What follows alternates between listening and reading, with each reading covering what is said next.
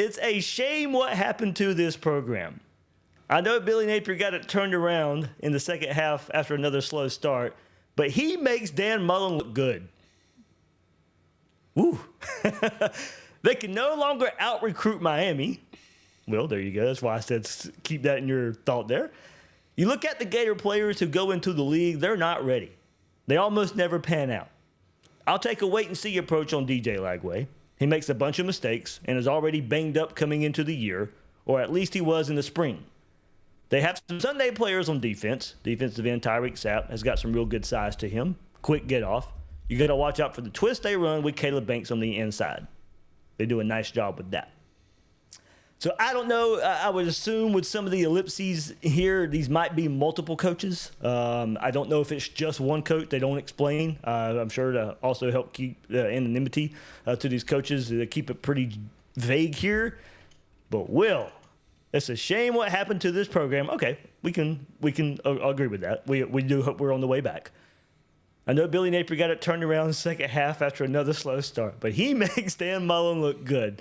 That's gonna raise a lot of eyebrows. It's gonna get a lot of attention there. And then the no longer can out recruit Miami. Well, go look at the recruiting rankings the last year. I think that happened for Florida in Florida's favor. So we'll see what this year's hold. It's been kind of close anyway. But well, what do you think? What do you think, man? Well, I mean, I think Billy Napier has deserved a little bit of doubt, right? I think you and I came into last year excited about what might happen and then splat in that first game against Miami. And, so I think he's got a lot to prove that his approach is going to be successful when it comes to getting on the field. Now, look, they can no longer out-recruit Miami. That's not true. Miami had a good recruiting class a couple years ago. Florida's beaten them most of the other ones. He makes Dan Mullen look good. Mullen won a bunch of games. That is absolutely true. But we also, if you want to talk about guys going to the league and not being prepared, I think that's a place where you can look too. I think taking a wait-and-see approach on Lagway is unwise because Lagway, the mistakes that he was making are correctable, and he does things that other guys can't do, right? And then I don't think they just have some Sunday players on defense. I think they've got difference makers on defense. Tyreak Sapp doesn't just have real good size to him. The guy scored like 94 on his PFF rating this year. He was one of the best defensive players in the country. And Caleb Banks obviously was a dominant force in the last three or four games. I think just like anything, when you're 17-17 at Florida in 3 years, some of the criticism is unwarranted and some of it is completely warranted. And there's only one way Billy Napier can get past that. And this is one of those where this opposing coach will be able to say, see, I told you, if Napier flames out. And this opposing coach doesn't have to answer for it if Napier ends up winning big and Lagway turns into a star. So, I think I get it. I mean, we have an article in the magazine called The Billy Napier Conundrum, right? And it's looking at all the different things where you're like, I get it. I understand why some people are bearish on him. But I get it. I understand why some people are bullish. And I think what you see in the opposing coaches is exactly the same thing, is that when people look at Florida, and I think especially when they look at Florida's offense, they see a predictability that makes them immediately go to, is this guy a skilled coach? And look, I mean, I've done the same thing the last couple of years where I've looked at the pistol and the frequency that they run out of the pistol formation, and it just is really aggravating when you see that. So I think Napier has a lot to prove. That's absolutely true. I will say, hey, they do a nice job with twists. That's great. nice little compliment there at the end after he said Dan Mullen was fun. I mean, look, I think Dan Mullen's an excellent football coach. I think Mullen gets a bad rap at Florida because of the way it ended and because he was so smarmy with the way that it ended. Yeah. But Mullen's a good football coach. No one's ever disputed that. The question was, if you're just going to get put in a locker and if you're just going to get stuffed in a locker constantly by Kirby Smart, we don't care if you beat Vanderbilt and South Carolina and even Michigan. Like, what Florida fans care about is, do you compete regularly? Like, am I nervous when it's coming to that Alabama game where I'm like, we have a shot? Am I anticipating the Georgia game going, this is going to be a good one? Or even am I going into one of those games going, this is going to be a beatdown. We are going to absolutely demolish them. Like, that is where Napier has to get to, and he hasn't gotten there yet. And until he does, I think there's going to be a lot of people doubting him, including opposing coaches. I did want to go back and look at the recent draft. We won't go to this year's. We'll got to wait and see what happens with all the draft picks Florida just had this past year. But you go back to last year, it was only Ricky Pearsall.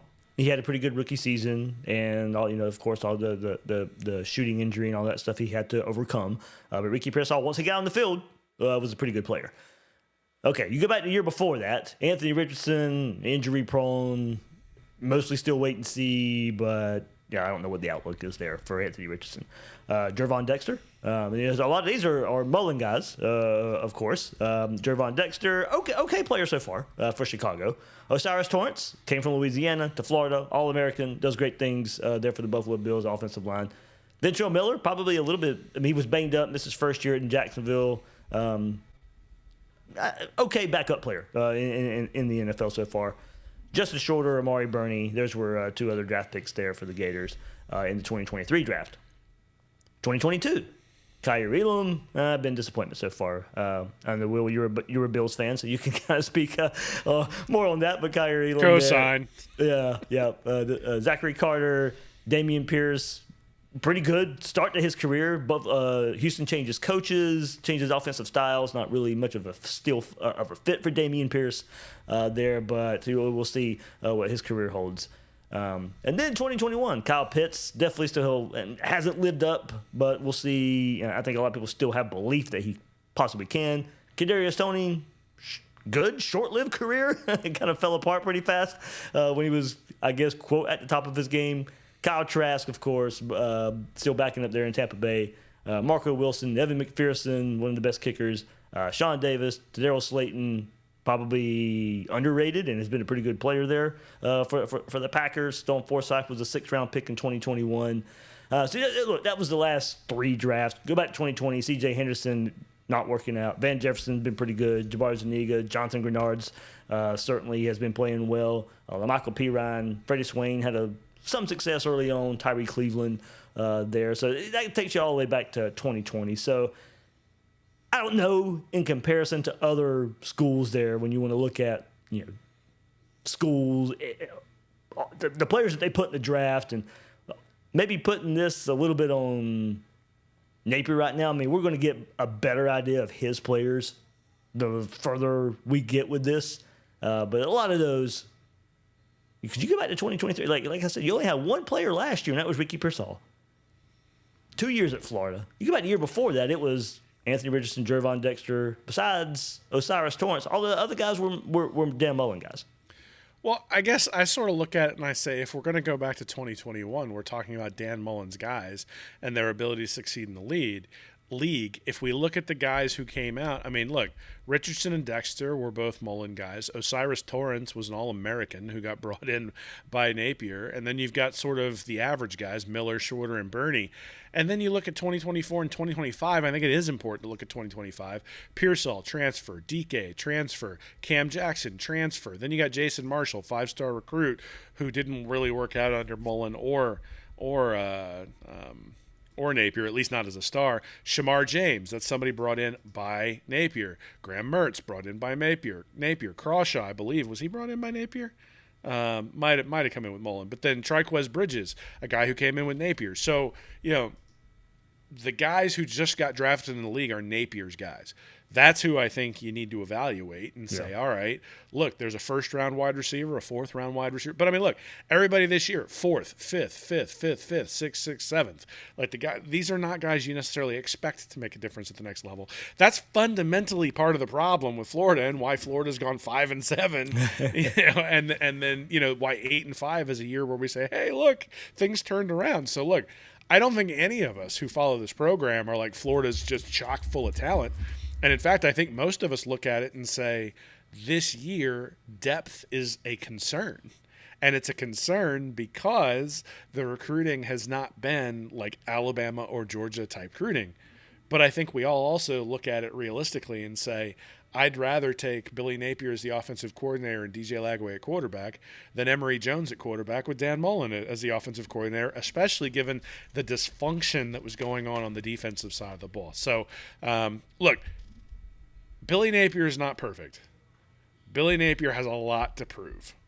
I think it's easy to take shots at Napier right now because he's 17-17 and basically go, those last 4 games, they don't mean anything.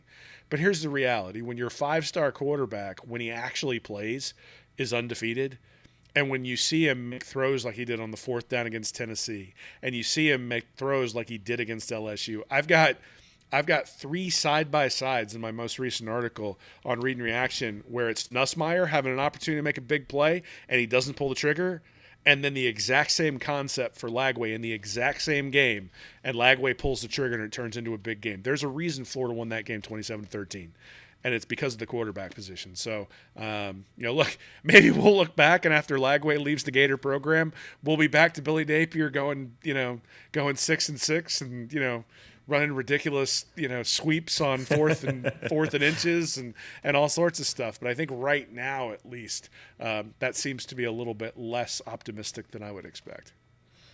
Yeah, I mean, I was surprised. A coach was, and I heard in the comments there, some people don't believe these anonymous coaching thoughts and stuff. Okay, well, whatever. It's I don't think they're making them up, but. Or, we'll see if coaches actually mean it. I mean, the anonymity to it all, I guess that's a catch-22. It's you hope that means they're being honest, but I guess it can cast some doubt too since they won't put a name to it. But okay.